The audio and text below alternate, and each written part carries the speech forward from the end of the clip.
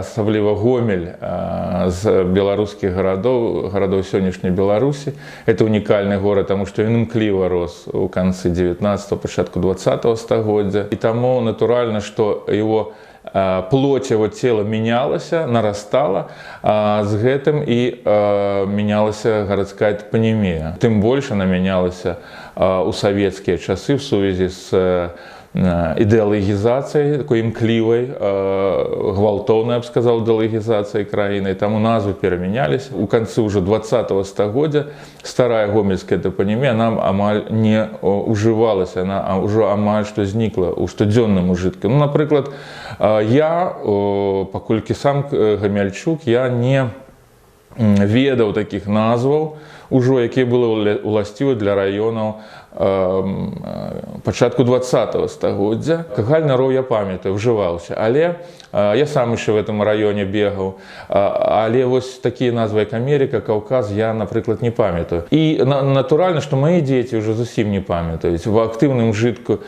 іх няма. Ну, такім, можа быць, в нейкім свядомасці тых, хто вывучае гісторыю, хто цікавіцца гісторыяй, дакументамі, старымі крыніцамі, яны яшчэ можа узгадваецца. Але вось я ўжо сказал, што ў штодзённым ужытку гэтага няма. Сярод вось гэтых надзвычай важных і ужываемых топонімаў старого горада мы можам прасачыць за лінію альбо за лінейную частку горада.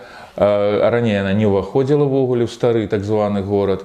Да пачатку 20-го стагоддзя была асобнай такой часткай. Так вось гэты топонім захаваўся і да сёння. Ну, можа быць, это звязана з тым, што чыгунка і дагэтуль з'яўляецца, ну, такім вызначальнай мяжой в горадзе. Межы залінейнага раёна, а это быў адзін з самых буйных раёнаў старога Гомеля, яны надзвычай шырокія. Фактычна яны ідуць ад так званай Басавай гары, это вуліца Льва Толстога, і такой паралелью, паласой ідуць доўж чыгункі. Мы можам назваць характэрныя вуліцы, ну, скажем так, адны з самых буйных магістраляў, сённяшніх магістраляў. Дык, уласна кажучы, і тады яны былі магістралями. Это вуліца Барыкіна, колішняя Стасенковская, это вуліца перпендикулярная, акрэсліваючая гэты раён, это будзе вуліца Богдана Хмельніцкага, батарэйная былая.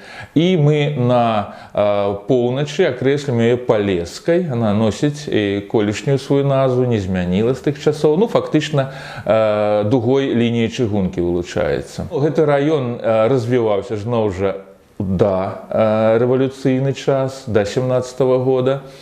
Ён паваенны час, міжваенны перыяд развіваўся, 20-30-е гады, актыўна даволі, сягнуў за лінію батарэйнай на той час. Вуліцы Богдана Хмельніцкага пачаў асвайваць прасторы бліжэй да цяперашняга заходняга раёну. І таму фактычна, вызначаючы сённяшнюю за лінію, мы будам спыняцца не на вуліцы Богдана Хмельніцкага, а ісці далей да заходняга раёну. У 1873 годзе пачала будавацца і была пракладзена праз Гомель, праведзена частка Любава-Роменскай чыгункі, якая злучала поўнач і поўдзень тагачаснай Расійскай імперыі, Прыбалтыку і Украіну. Праз пэўны час, в 1882 годзе, была пракладзена лінія Брэстска-Маскоўскай чыгункі, так званай Палескай чыгункі, якая зрабіла Гомель вузлавой станцыяй і, натуральна, павысіла яго статус. І ў Гомель пачынаюць прыязджаць прафесійныя служачыя, рабочыя, паравоза ремонтнага дэпо будуючагася, абслуговуючы персаналу, тэлеграфісты, уласна кажучы. Вось гэта вся гурма адмысловага персаналу, якая абслугоўвала работу, ну, такой надзвычай важнай лініі чыгункі заходняга краю. Адпаведна з гэтым раён вольны ад забудовы, але землі якога былі ва ўласнасці гомельскіх, так званых гомельскіх сялянаў. А гэта гаворыць аб тым, што ў Гомелі жылі не толькі мяшчане, але і сяляне. Мы назовем іх заможнымі сялянамі, якія валодалі даволі значнымі надзеламі зямлі. Іх выкупаюць служачыя чыгункі.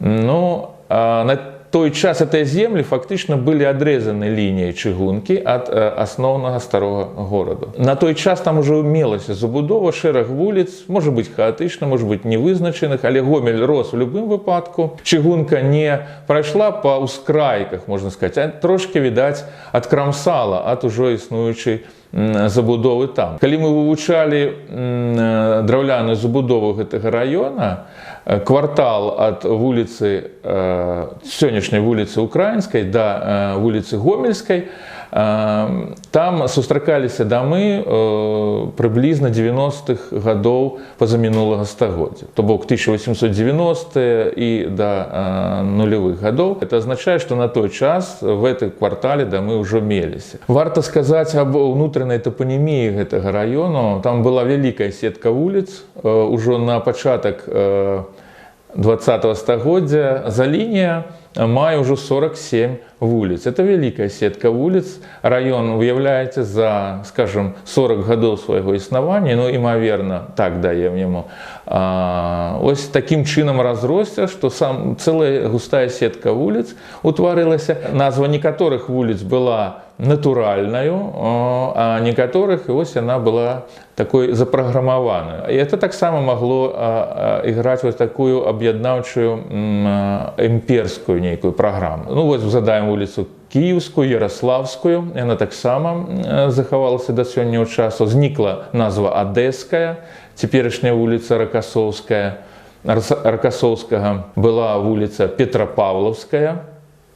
Яна не мае дачынення з саборам Петра і Павла, натуральна, а можа быць якраз сімвалізаваць нейкі такі межавы, канчатковы пункт Расійскай імперіі, ну, аддалены пункт Петропавловск, Камчатскі.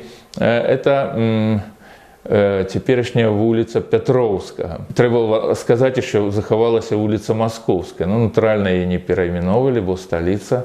На все часы в Советском Союзе оставался город Москва. Это одна была з центральных вуліц Залінейнага района. А вось некаторыя назвы Залінейнага района былі звязаны з імёнамі іх першых насельнікаў, альбо тых значных асоб, якія складалі, ну, як бы, можа быць, гонар этой вуліцы. Згадаем, напрыклад, вуліцу Стасенковскую.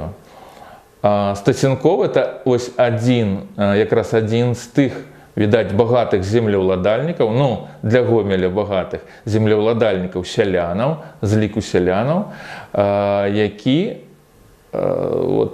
прозвішча якога дало пачатак, дало назву адной з асноўных вуліц Залініі.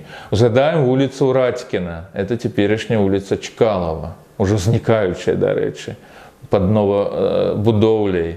Плануючыся новабудоўляй, вуліца, якая зносіцца, як і вуліца Нямецкая. Таксама адзін з буйных землеўладальнікаў, яму належаў цэгляны завод за Любнамі, на сённяшнім, прыблізна в сённяшнім раёне Шведскай горкі, Радькіны, так? Вуліца Федасеевская. Таксама, хутчэй за ўсё, это был той самы адзін з уладальнікаў земляў, в участку этой вуліцы. Ну і вуліцы Павловская, Андреевская. Яны таксама, хутчэй за ўсё, это назвы старых вуліц Залініі, якія таксама, хутчэй за ўсё, былі дадзеныя за кошт першых насельнікаў этой вуліцы. Многія не ведаюць, напрыклад, 79-й садок. Ён знаходзіцца якраз на выхадзе з спуску чыгуначнага моста цераз дарогу, Банную алею. Я не ведаю, она переименована ці не, но ранее называлась Банная аллея.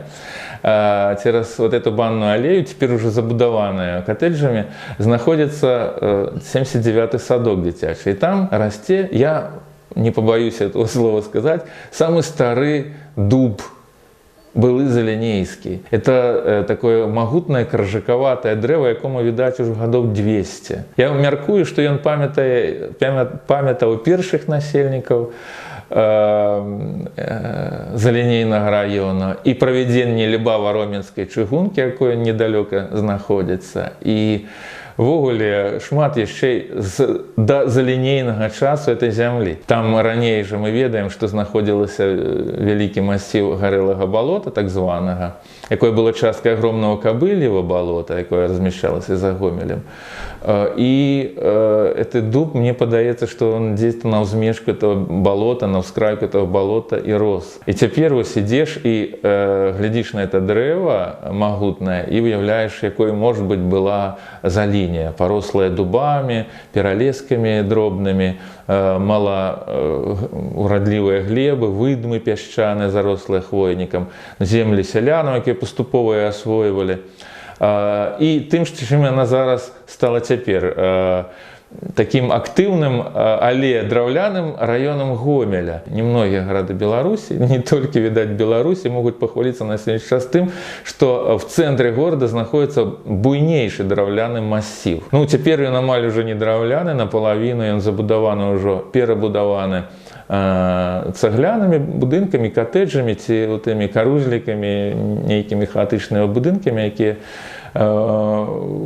сімвалізуюць 90-е нулевыя гады, пачынаючы з рост так званого дабрабыту нашего насельніцтва. Але тым не менш ён яшчэ захоўвае рысы традыцыйнага будаўніцтва, які сфармаваўся менавіта в гэты час. І паколькі я з'яўляюся даследнікам драўлянай архітэктуры Гомельшчыны, я магу сказаць, што калі Гомельшчына вылучаць як нейкі такі аазіс драўлянай архітэктурнай разьбы, драўлянага дэкору архітэктурнага, то мы можем сказаць, што в Гомелі ёсць свой аазіс, захаваўшыся, ну, в нейкіх фрагментах да сённяшняго часу, які змяшчае весь рэгістр мажлівай асаблівасці дэкаратыўнага ўвасаблення. Ён сфармаваўся хутка, ён падчас Другой сусветнай вайны не быў так разбураны, як центральная частка города. И тому мы в 90-х нулевых годах,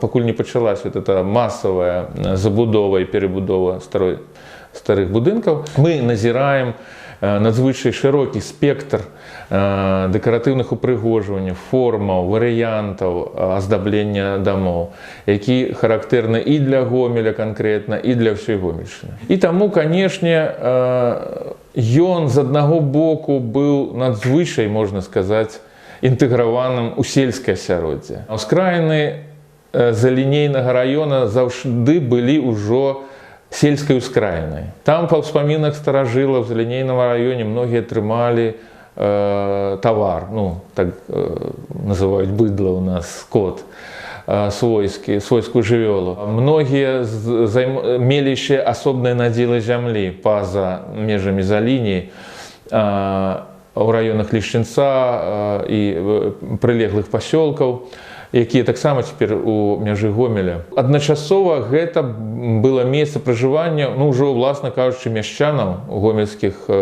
жыхароў, служачых чыгункі, якіх не назавеш сялянамі, але якія ўспрымалі в тым ліку быт мясцовага насельніцтва. Ды, зрэшты, яны і самі былі выхадцы многія з сёлаў. Не лішне сказаць, што на чыгунцы традыцыйна работалі жыхары, напрыклад, Насовічаў, Вуці, Івакаў, Терахоўкі. Яны прыязджалі першымі цягнікамі ў Гомель раніцою, яны здымалі кватэры, а многія дамы на заліні былі даходнымі. Даходны дом – это буйны дом, кватэры якога здаюцца ў наём. У Гомелі таксама былі шматкватэрныя даходныя дамы, кватэры якіх здаваліся ў наём. І на заліне то былі аднапавярховыя драўляныя дамы, просто выцягнутыя ўздоўж вуліцы. Мы лёгка спазнаем гэтыя дамы. Яны на 9-7 вокнаў, 5 вокнаў, шырокія працяглыя дамы, выцягнутыя ўздоўж вуліц, з двумя ўваходамі. А многія дамы былі, і некаторыя з іх захаваліся, ну, не горшыя, чым у цэнтральнай частцы горада, на высокім падмурку, з цэнтральным уваходам парадным, ганкам альбо брыльком, таким навесом на кронштейнах каваных, з массивными лиштвами и широкими проемами оконными, с фронтонами вулічнымі, з металлічным пакрыццём даху. Это как раз статусныя дамы, дамы статуснага насельніцтва. Адна са старажылак за лініі, напрыклад, даводзіла мне, што дамы адрознівался по этнічнаму прызнаку. Справа ў тым, што на залініі жылі габрэі і даволі значнай частцы. Дарэчы, іх ад'езд мы заўважылі